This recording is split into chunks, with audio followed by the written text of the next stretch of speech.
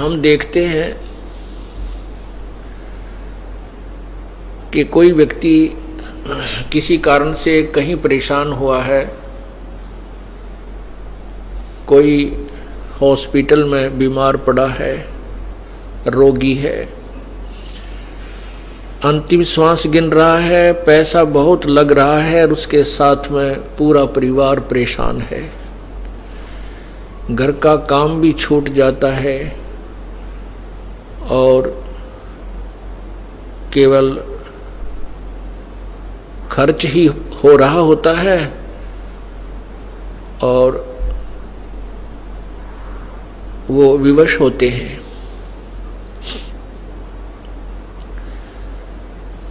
और जो पुण्यात्मा सत्संग में आते हैं, भले ही उनको लगता है, जो सत्संग नहीं समझते वो ये सोचते हैं कि ये बार बार सत्संग में जा रहे हैं, इनको हानि हो जाएगी, इनके काम का नुकसान बन जाएगा।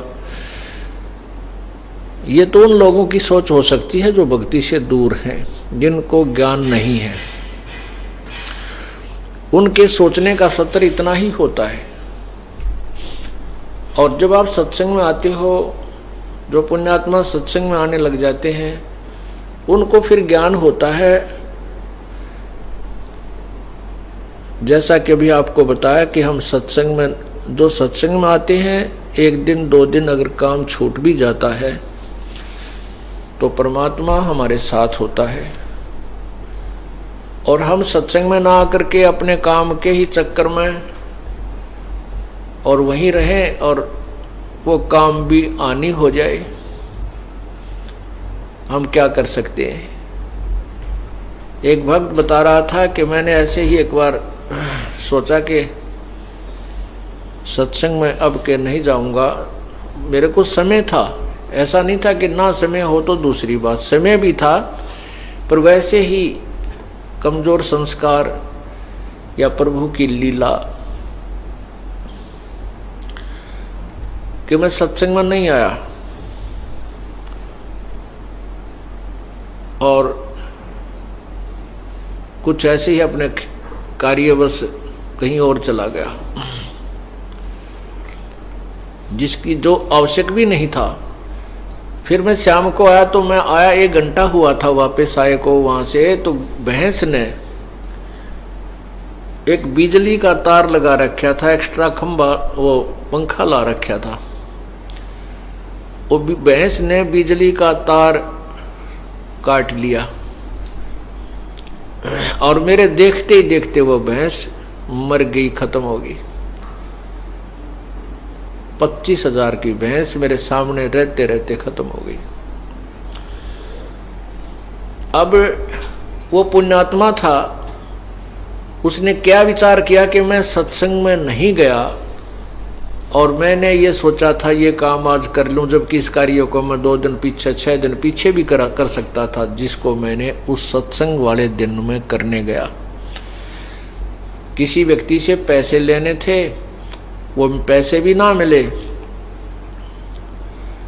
और शाम ने वो 25,000 की भैंस मर गई, वो हानि होगी, मेरे सामने देखते ही देखते हानि होगी। तो पुण्यात्मा ये मेहर थी उसके ऊपर, उसको ये दृढ़ विश्वास हो गया कि आगे अगर ऐसा कोई समय हुआ तो मैं अवॉइड नहीं करूंगा, उसको भगवान के चरणों में जाया करूंगा। यह भी मेहर है परमात्मा की कि 25,000 के नुकसान में उसने अनमोल जीवन बर्बाद होने से बचा दिया उस मालिक, उस बच्चे का। नहीं तो वो उल्टी भी सोच सकता था, क्या हो फायदा हुआ, मैं नाम ले रखा, मेरा नुकसान हो गया, ये हो गया।